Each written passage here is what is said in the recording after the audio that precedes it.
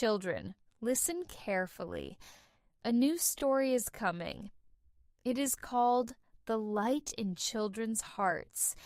It speaks of something that already lives inside you, even if sometimes it cannot be seen.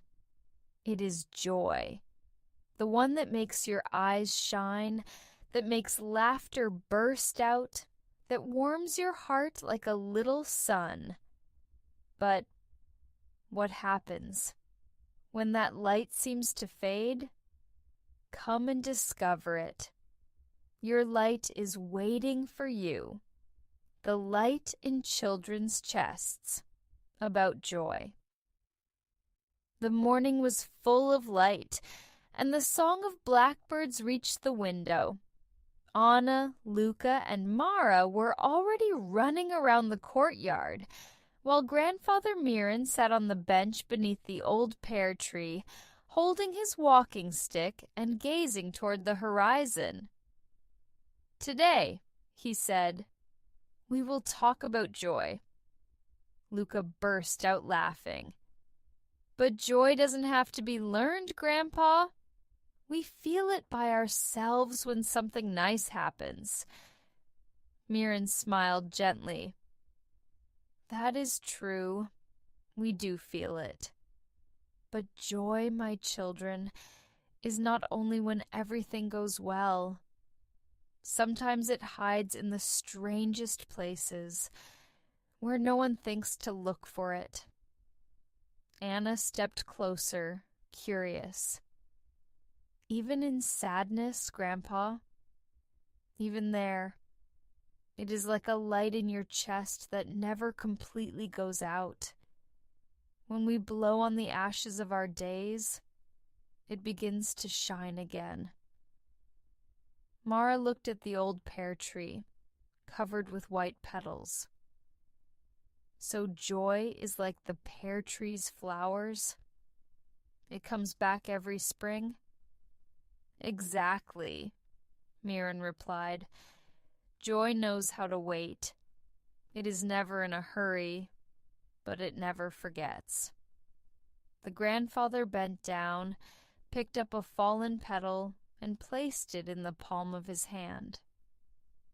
"Do you see this petal?" he asked. "It's light, isn't it? Joy is like this. It settles on the heart when we stop holding it too tightly." The children listened in silence.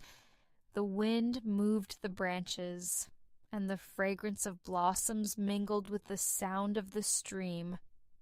"Once," Myron continued, "when I was young, I lost a dear friend. For many days I felt nothing, as if the world had gone dark. Then one morning, a small bird landed on my walking stick and began to sing. It was the same song my friend and I used to hear together when we were children. And at that moment, I understood that joy never dies. It only changes its place. It hides in memories, in sounds, and in the small signs life leaves us." Anna leaned closer to him. "And how do we find it, Grandpa?" "With the eyes of the heart," Myron replied. "When you learn to look not only at what you see, but also at what you feel, you will recognize it." Silence filled the courtyard. The grandfather took out the same smooth stone from the day before and placed it on the bench. "Who will hold it today?" "Me," shouted Anna happily. She closed her eyes and squeezed it tightly. "It tickles inside my chest," she said, laughing. "There it is," Mirren answered. "That is joy waking up. It does not always need a reason. Sometimes it is born simply because life is breathing through you." Mara gazed at the sky, where clouds drifted lightly. "Grandpa, does joy fly?" "Always," said Myron, but not far away. It stays above us, ready to return whenever we call it by name.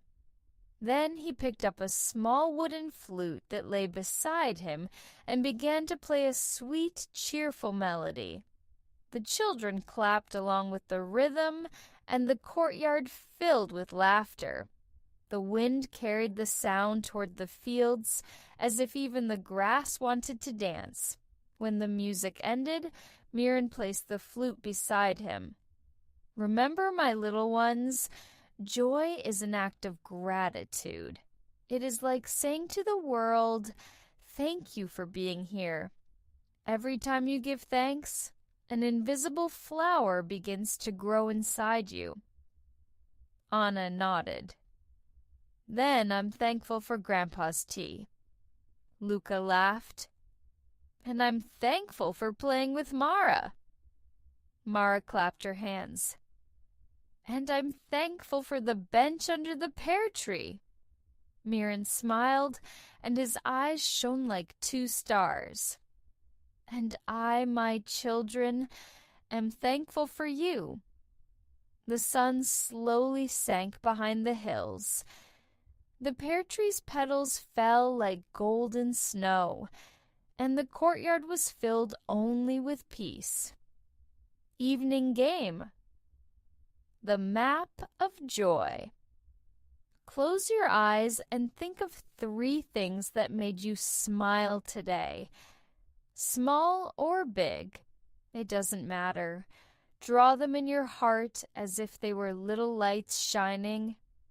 Then whisper softly, "Thank you for my light." Open your eyes. If you smile for no reason, it means your joy has found you. Good night, little dreamers. After such a beautiful story, now it's time to close your eyes, but not your heart. Shh. Listen to the silence as it gently settles in. The moon is there, watching over your dreams. Breathe softly. Inhale, exhale, like a delicate whisper among the stars. Your heart beats calmly. Today's adventures are drifting off to sleep, like books closing gently. Now your bed is a little boat. It carries you across a sea of fluffy clouds where dreams are waiting for you with a smile. If a special dream comes to you tonight, hold it close. It came just for you. And remember, you are loved. You are safe. You are precious. Good night, little hero. Good night, little star. Tomorrow the sun will rise again, and you will shine even brighter. Sweet dreams.